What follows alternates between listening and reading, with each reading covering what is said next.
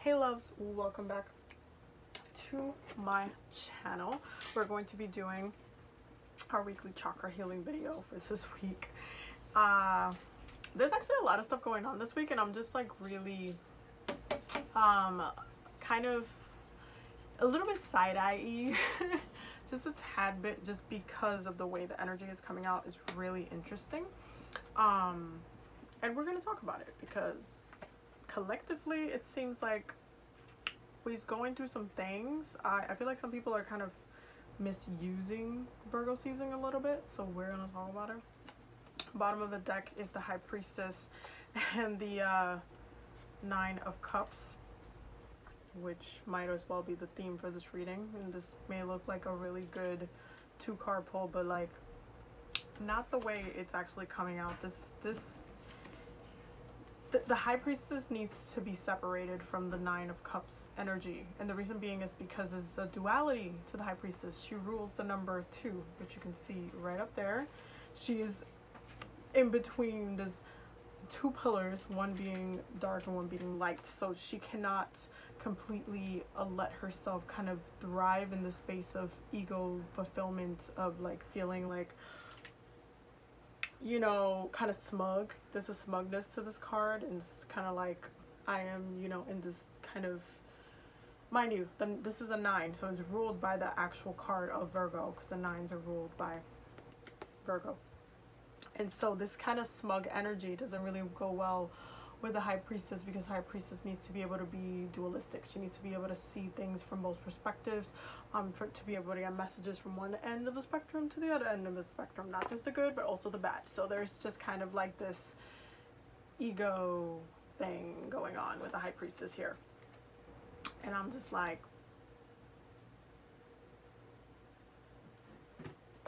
okay, so we're gonna talk about it. The way this reading starts and ends is very similar, and I'm going to start this, the way I'm going to start is by pointing out that the root chakra, we got the Hangman, and then in the crown chakra we have the Hermit in reverse, and these two cards are very similar in regards to the message of the cards. They're very similar. They're a little bit different, but they're similar, and if you read tarot, then you would know why they're similar, and why the messages can be very similar depending on the reading. Now with the Hangman, as far as the root chakra goes, there are some people that are actively taking moments to kind of check in with themselves, check in with the energy, just pause before they move. It's a very reflective time. Virgo season just does that naturally. However, the fact that this is in reverse in the crown space tells me that the way that this is being like the enlightenment that you're getting is not necessarily of its highest vibration, I would say, as all this light is coming out of this person's head. The fact that this is in the crown space and it's in reverse, it just tells me that what you're getting from that crown space might not actually be from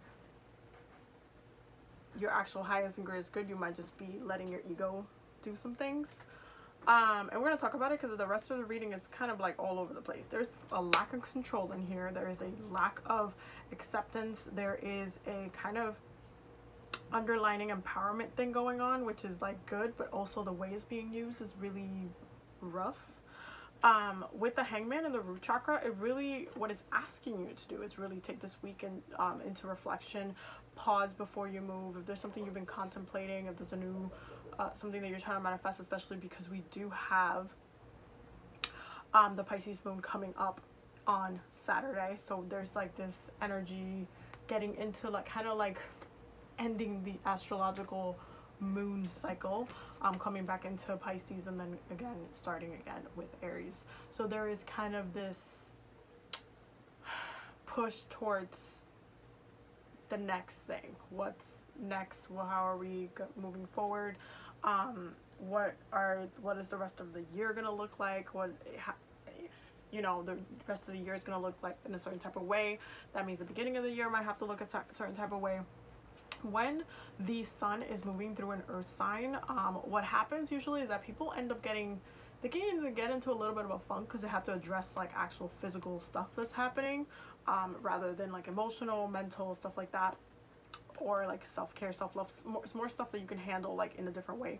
When it comes to earth sign vibes, it's very much like, okay, but you need to be grounded. By the time we go to the next earth sun movement, where are you going to be grounded out? What is that going to look like? And the next one is Capricorn, so obviously it's going to be really like pushy in a, okay, we have to really think about the year now, because once you come back into Capricorn, is really about, okay, what is the rest of the year going to look like? How is it gonna, what is it that I want to do? There's a lot of like New Year resolution time. It's very like a holiday time. It's a lot of stuff going on, so it's reflective, but in a way that it requires your action. Whether now it's just reflective in a way that you're just like, okay, I'm really trying to figure out, how am I going to end this year? How am I going to move forward? What decision is it that I need to make? Should I wait a little bit? Should I just start looking now? Should I start making moves? Really trying to kind of catch yourself in the best spot.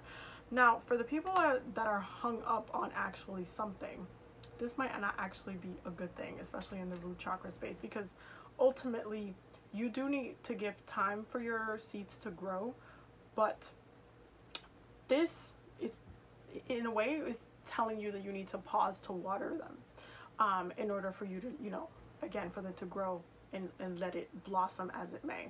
However, the way it gets used negatively is if you're really just like kind of stuck on something, and you're just kind of like going about your day, and it just kind of keeps coming to your head, and you're just like kind of brushing it off, and it's just kind of like that, like the back of your head, your gut kind of trying to talk to you and tell you, hey, you know, maybe you should think about this, maybe you should address this, maybe the way that this person said that to you, maybe that triggered something in you, maybe, you know, you need to heal something, and then you just don't want to accept it, but it's like in the back of your head, you're just like, oh, but I know I have to do that, but I'm not trying to do that. That's what I mean with this. It's kind of like, you can either work with the hangman energy in a positive way, where you're not gonna be like struggling with the energy, you're just like, okay, you know what, I take the pause as it may, let me just go with the flow, let me just vibe it out, and really think about what we're gonna do, versus let me just get all these messages coming in from the sidelines, like talking about, hey, maybe you need to address this, hey, can you think about this, hey, you know, this is going to come up soon, you keep getting the messages, it's going to come up soon, so maybe you should address it, stuff like that. It's really about not being too stubborn, but allowing yourself to be illuminated by something. So you need to pay attention to every message that comes to you, no matter what it is. You can't be biased, you can't be like, oh, well, you know, that's not what I want to hear, or whatever. Like, it's a message. And so if this hangman energy is an issue this week, it's because you don't actually want to take pause, and from the messages, take pause and enlighten yourself with them. So it's a little bit of a struggle there. Now, with the sacral space, the Magician. And I'm not really surprised about this. There's a lot of Magician energy happening in the sacral space. I feel like some people are actively manifesting right now as far as like what I want to look like. Also, this is Mercury, and you know, we're in Virgo season, which doesn't need to be said, but it's ruled by Mercury. So you have kind of like this really emphasis on words and communication, which brings me back to this about being able to receive the message. Now, what happens when you, from the sacral space itself, because you have to understand, and I told this to one of my friends recently, it was like, listen, your womb is a conductor. Your sacral space is a conductor. So when you give it, when you say, hey, I want to manifest this, this is the seed that I'm planting, this is what I want to grow, this is what I need. But then you have your space there, it's cleansed, you're good, you're ready, you did all the work that you needed to do, you healed a lot of traumas, and it's just like your womb is in a good space, and you're just like, okay, I really want to just get all my Magician energy and start, you know, manifesting now. This is what I want. But then you're trying to put a timeline on it, or you're trying to put like restrictions on it, or you're trying to put like just unnecessary boundaries into your manifestation.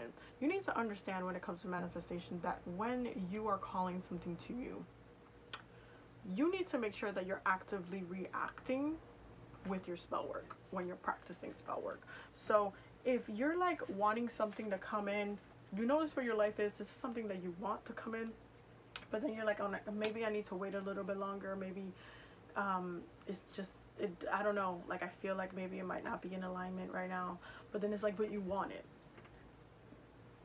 So there's a couple of ways to address that, because the problem is that when you start saying, okay, you know what, I'm gonna do the work for it, I'm gonna put in the spell work for it, and then you start openly manifesting, if it can literally come to pass in a time where you don't think that you're ready for it to be there. But in actuality, the universe is like, well, you asked for this, and quite frankly, we think you're ready, so here you go. Deal with it now. So there's a level of manifesting that you need to understand that you're doing. If you are feeling like you're getting pushed to a certain direction, but then at the same time you want to restrict that direction to be broken down in a certain way, you have to be kind of open to the way that's going to come about, because you can be sitting here trying to manifest love and be all these things, but you can also manifest love on a lower vibration. Even though love, yes, it's a universal energy, but the way love is and the way you pinpoint love in situations and in people and in relationships can be so different from one to the other. It could be either really, really in depth because it works in a spectrum, because both lust and being in a very lighthearted kind of fluffy type of relationship, it's a spectrum of love. It's not that you can't have a connection with that person. It's not that you can't love an aspect of that person. It's not, no, it's a spectrum. And so when you're dealing with the range of where you can fall in, and kind of changes things a little bit, because you could literally be trying to call in your like divine mate, the one you're supposed to be with, and then you actually end up with someone who's meant to teach you a lesson, but who you love regardless. And it's not that the universe didn't give you what you wanted because you wanted love. It's just that, again, when you're working with a timeline, it's really hard because Mercury is very quick. This is air magic. So when it comes to your thoughts, what you want to get grounded in, this is Virgo season energy. This is kind of what you're trying to do, what you're trying to bring forth, what you're trying to grow. You're mentally planting a seed in the ground. I say it all the time. Virgo is grounded air, grounded communication, grounded thoughts. It's thoughts that are planted into the soil and grow into something else. It's a very beautiful season. It's a very beautiful energy to work with, but it's also about healing. And it's no surprise to me why Virgo's real healing, why from, you know, being a reaction to Gemini and being the answer after Gemini, be it, hey, now that we have these thoughts, now that after we're all this curiosity, after we've explored through the energy of Gemini with all these thoughts and the communication, how do we actually turn that and transmute that into something? How do we transmute these thoughts? How do we come out of the situation into a new, like, how do we do that? And that's why the healing comes in there. So when it comes to your sacral space, if you have done a lot of work recently and you've just been like, you know what, I really did do a lot of work, I've been healing myself, I'm working on myself, I'm proud of all the stuff that I've done, and that's great. Make sure that what you start asking for, the way you practice your magic, needs to be a little bit cautious. If it's something that you don't actually want, or it's like out of alignment, do not ask for it. Also, be very mindful of what you're going to manifest with your womb, because your womb is a conductor. So the second is like, okay, well, you're not giving me anything to work with, so I'm just gonna grab the first thing that I can and make that work, because this is another way that baby magic happens. So be very mindful of what ideas, what you're thinking about, what you're practicing, especially with your sacral space. This includes with like orgasm magic and sex magic and stuff like that. Be very mindful, because it's kind of really potent right now. And the closer we get into like push through into Scorpio season, it just keeps getting more and more potent. But a lot of you can also do a lot of really good work with this and really work with your womb to manifest some really good things. So be open to receiving, but be open to receiving a little bit faster than you thought. Just, it's Mercury we're talking about. Okay. Now, when it comes to the solar plexus, I'm not really surprised that I'm seeing this card here, because this goes hand in hand with what I was talking about as far as the Hangman energy and the Hermit energy. And that is the Seven of Wands. And it's very interesting, because in the solar plexus, this is your willpower, right? your willpower and your intention and your ego can be a very sensitive thing. Ultimately, you can feel like hurt, you can feel like empowered, you can feel like too much power in that space. I mean, look at our president. You can feel like you're not wrong, you can feel easily hurt, like it just ranges into so many things. You can feel a lot of love, and it's just throughout life you get taught so many lessons that end up in like addressing your ego in different ways. With the Seven of Wands, it really talks about really overcoming something. However, that does not come without challenges, and this is what all of these wands are about right here. So in many ways, some of you are going to feel like your ego is being attacked, your willpower is being attacked, and like you're kind of having to struggle a little bit more than usual to deal with this energy specifically. And I feel like some people just don't want to accept what the truth is that comes out of this illumination process, which is really frustrating, because then you end up being frustrated, like you're the one who actually is suffering from your actions and from your lack of healing, to say it quite bluntly. And so your willpower ends up feeling like you just feel like you're fighting all the time. You feel like you're getting attacked. You feel like, you know, this is like fight or flight type of thing. Like you're just jumpy. It's like you're emotionally, spiritually jumpy. And this does not bring empowerment into yourself. It doesn't bring empowerment into your heart space either. And I can see that because you got the Devil in reverse in the heart chakra for this week. And what this tells me, especially because it's in reverse, is that there is a lack of control happening with the heart space. There are some of you who are actually out of control. The situation that you're going through when it comes to your heart, through your love energy, is out of your control. You are not in control in the situation. Though you can ask for control and you can use your abilities to heal this connection here, you are not in control. And that is bringing a lot of discomfort into your ego space. And then it's also making you feel like you have to hide because you cannot do anything. There's only so little that you can do about the situation. So then it brings the energy of frustration.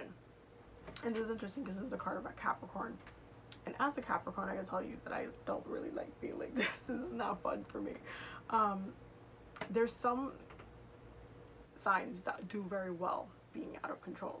Those being mutables, except for I would say Virgo. Mutables and the air signs do very well being a little bit out of control. They kind of thrive in it a little bit. The problem with being out of control in your heart chakra is because you become not only sensitive in your ego with, you know, feeling like you have to keep fighting something, or it's just like, what else do I need to do to heal this? What else do I need to overcome? What else is there? Like, how much more do I need to do? It's just like a, why do I have to keep doing more and more and more and more?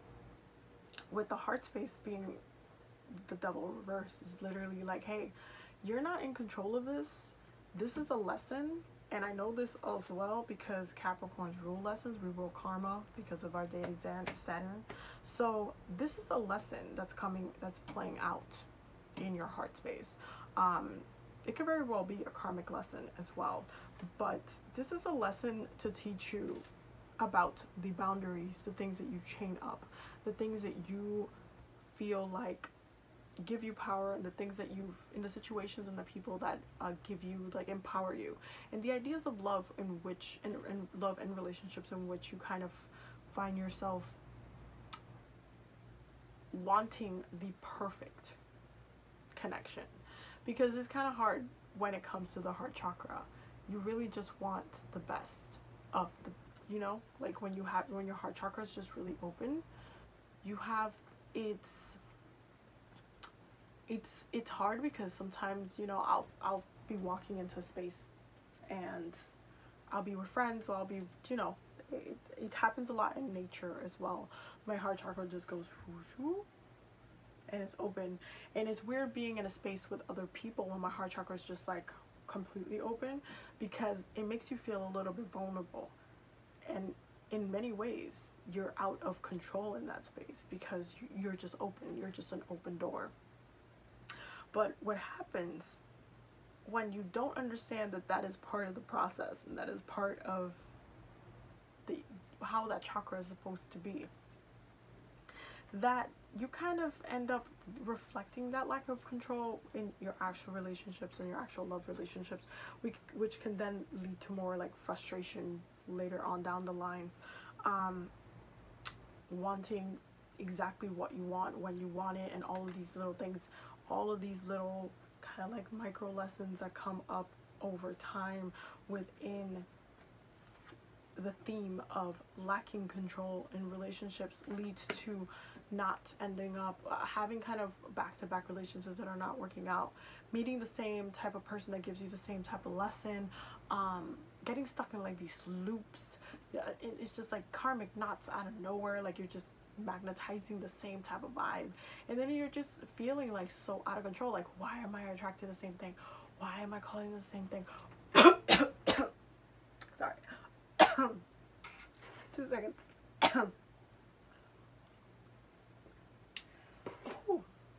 Why am I continue to like attract the same thing? Why do I fall for the same thing? Because that's another thing. People be like getting mad because they're like, oh, I'm attracting the same thing, but then you're also falling for the same thing. So what about that attracts you? Why aren't you reflecting on that? Why aren't you taking time to heal the connection and your vulnerability when it comes to control in relationships and love? There is a lot of it that has to do with looking yourself in the mirror and really taking time to illuminate yourself and really be honest with yourself when it comes to relationships, when it comes to your heart space, when it comes to how much you were willing to open up to a person. Because the other thing is that you can be calling somebody in,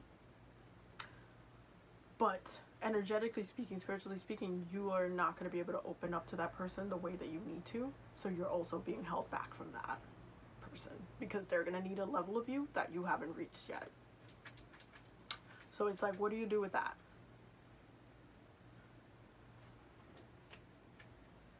And with that comes reflection and healing, and this is what Virgo rules. So it's about accepting that aspect.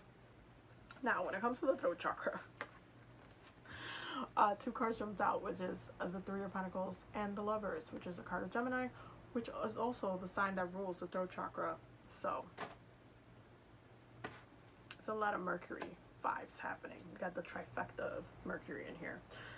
So with this in the throat chakra, not only does this tell me that some of y'all really do need to put some work in your communication skills, but also the way you're talking and understanding that how you talk during, this is what I meant by grounded air, and that Virgo is grounded air, because you see how this like Gemini is very airy, it's all angelic, it's all like up in the clouds and looking for guidance and looking above and seeking guidance from the divine and all of these things.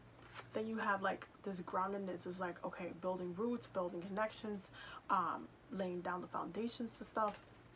This is essentially Virgo energy combined. And so when it comes to the throat chakra, it's really about using that mercurial skill from Gemini, which is about thought, communication, and then analyzing them.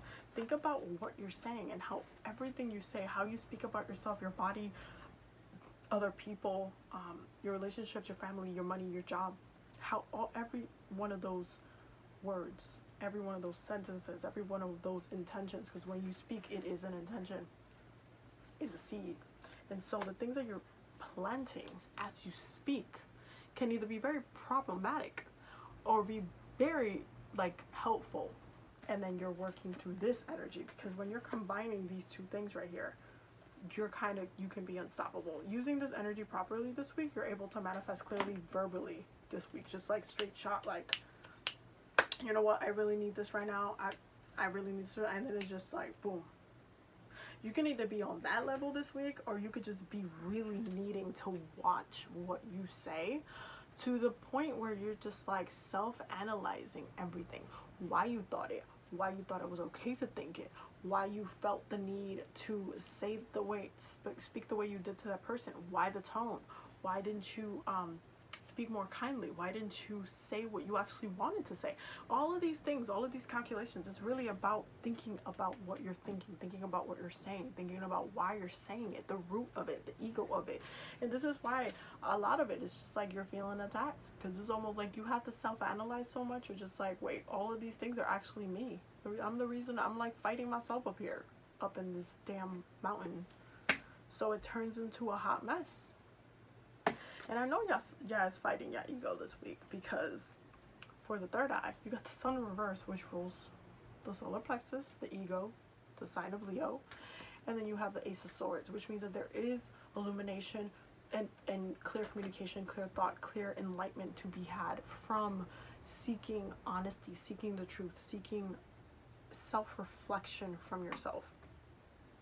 There's a lot of power and truth buried there. And your intuition will strengthen from you allowing yourself to accept your reality, your truth, who you are, how you react, why you react the way you react, why you're not okay with it, why you don't like the way you react. And if you don't, okay, change it, accept that you did that, and then move on. It's about growth and it's about progress at the end of the day. Virgo does not go into the cave to just sit in the cave forever. He comes out of the cave eventually with new insight. That's the whole point of caging this light in there. Because anytime there's like, the way Virgo is supposed to work, that light is anything that needs to be reflected on. It's like, wait, now I have to, it's like a scientist. Now I have to like go in and see why this is an issue, break down the component of this light. Why is it this way it is? Why is it functioning in the way it is? How do I react to this light? It's really about self-reflection. So in reverse with the crown space is really about doing the work and understanding how healing it is to do the work, because this is in reverse in the crown space, which means that some of y'all are not connecting with your higher self. Some of y'all are just moving from low vibrational stuff this week, and I'm gonna need y'all to get it together. Okay, so that is your reading for this week. I will see you guys in the next video. There's some fun stuff coming up. Don't forget that next week we are having the live on the 23rd. Wait, no, it's not next week. It's on the 23rd. I know it's on the 23rd for sure. I can't remember. I can't picture the September calendar right now, but it's on the 23rd.